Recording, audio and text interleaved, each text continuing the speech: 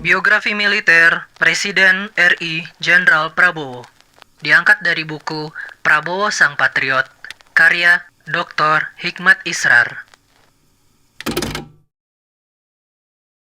Mengawali karir sebagai Danton Kopasanda. Usai mengikuti latihan komando, selanjutnya pada 1976, Letda Infantri Prabowo Subianto dipercaya menjadi komandan peleton dalam kurung Danton pada Komando Grup 1 Kopasanda yang bermarkas di Cijantung, Jakarta Timur. Saat menjadi Danton, secara perlahan namun pasti kepemimpinan lapangan yang ditunjukkan Prabowo semakin terlihat. Pengalaman hidup yang pernah dijalani di luar negeri, berbagai buku yang pernah ia baca, dan dengan ilmu yang ia peroleh di Akabri, kesemuanya itu telah membuat Prabowo penuh percaya diri dan tidak canggung serta ragu dalam memimpin peletonnya. Meskipun anak buahnya berasal dari prajurit-prajurit yang lebih senior darinya dan telah berpengalaman dalam berbagai medan operasi militer, namun kesemuanya itu tidak membuat Prabowo menjadi minder serta canggung.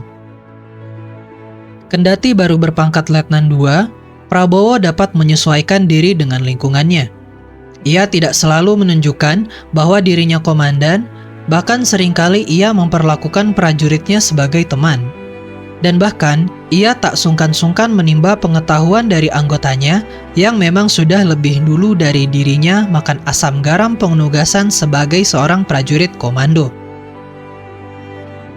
Di samping itu, Prabowo dengan pengetahuannya yang luas berupaya meningkatkan kualitas kemampuan anggotanya dengan cara tekun dan disiplin, berlatih serta selalu bersemangat. Dia bukan hanya dekat dengan prajuritnya, tapi juga mampu menenteramkan hati para anak buahnya saat galau dalam menghadapi sebuah persoalan. Ketika kepercayaan sebagai Danton diberikan ke Prabowo, pada saat itu kondisi di Timur Timur tengah hangat-hangatnya. Di bekas wilayah jajahan Portugis tersebut, tengah terjadi pergolakan dan perang saudara. Kelompok Fretilin yang berhaluan komunis yang menginginkan merdeka berhadapan dengan UDT, KOTA, dan Trabalista yang menginginkan integrasi dengan Indonesia. Hingga terjadi gelombang pengungsian besar-besaran ke wilayah Timur Timur, terutama ke wilayah Indonesia. Sehingga mau tidak mau, Indonesia kemudian turut terlibat dalam persoalan Timur Timur tersebut. Selanjutnya, Indonesia menggelar suatu operasi gabungan yang disebut Operasi Seroja. Dalam operasi Seroja tersebut, peleton Prabowo turut dilibatkan. Kendati baru berpangkat Letnan II, Prabowo sudah memiliki pengaruh kuat di kalangan pasukan yang dipimpinnya. Dia bukan hanya dekat dengan prajuritnya, tapi juga mampu menenteramkan hati para anak buahnya. Misalnya ketika banyak prajurit yang frustasi karena terlalu lama di tim-tim, atau kesal lantaran pasukan yang akan menggantikannya terlambat datang, tak jarang prajurit yang kesal tersebut kemudian menembakkan senjatanya ke berbagai arah sebagai pelampiasan. Prabowo dapat dengan mudah menenangkan prajurit yang frustasi tersebut dan membuat mereka kembali bersemangat. Penugasan Prabowo ke daerah operasi tim-tim untuk pertama kalinya terjadi pada bulan Maret 1976, 3 bulan setelah separuh pulau tersebut ditinggalkan bangsa Portugis dan dianeksasi Indonesia.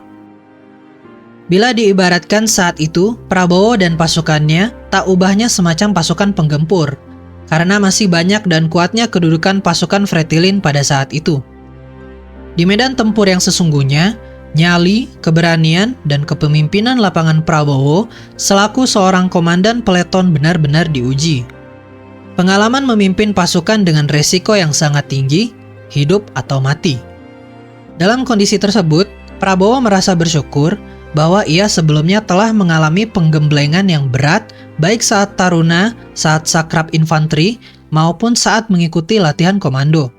Karena dengan kesemuanya itu telah membuat fisik dan mentalnya siap untuk memimpin pertempuran di medan tugasnya yang sesungguhnya. Dalam suatu wawancara terkait dengan penugasan operasi saat itu, Prabowo mengungkapkan, Kami keluar dari Dili selama 2-3 minggu untuk patroli dengan jangkauan panjang. Sekali kami dikepung ratusan gerilya. Pada waktu itu, kami tidak mempunyai banyak helikopter dan cuacanya tidak bagus sekali. Saya ingat pernah berharap, kalau saya tertembak saat operasi di tim-tim, biarkan saya tertembak pada pagi hari. Karena kalau tertembak sesudah jam 2 siang, tidak ada helikopter yang akan datang dan menyelamatkan.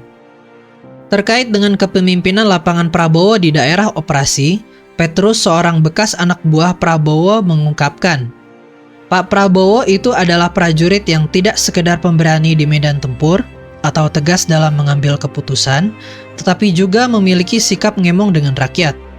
Hal ini diungkapkan Petrus yang melihat langsung aktivitas Prabowo di sela-sela istirahat dari medan tempur. Pak Prabowo meluangkan waktunya untuk berbagi dengan rakyat kebanyakan. Bahkan tak sungkan-sungkan mengenalkan kepada rakyat Timor untuk berpikir lebih maju, menghilangkan perbedaan antar kelompok. Lebih lanjut diungkapkan, maklumlah rakyat Timor kala itu dilanda ancaman perang saudara, sehingga Pak Prabowo mengajak mereka untuk bersatu. Bahkan pasukan ABRI di kala itu diperintahkan Pak Prabowo untuk senantiasa melindungi warga sipil tak bersenjata, apalagi kaum perempuan dan anak-anak. Hak-haknya harus dihormati, tandas Petrus. Ada 2 pesan Prabowo di daerah operasi yang tak pernah lekang di ingatan Petrus, yakni setiap prajurit ABRI di medan pertempuran pantang akan 2 hal. Pertama, tidak sekali-sekali berlaku senonoh dengan perempuan, dan kedua, tidak mengambil hak yang bukan hak mereka. Siapa di antara anak buah Prabowo melanggar pesan ini, maka sanksinya akan sangat berat.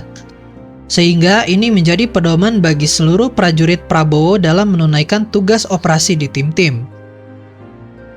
Satu hal lain yang dicermati Petrus tentang sosok Prabowo, yakni meski sibuk mengurus pasukan di medan tempur, tetapi waktu jeda digunakan Prabowo untuk membaca. Buku-buku bacaan kegemaran Prabowo adalah buku ekonomi dan buku yang berkisah tentang patriotisme dan heroisme.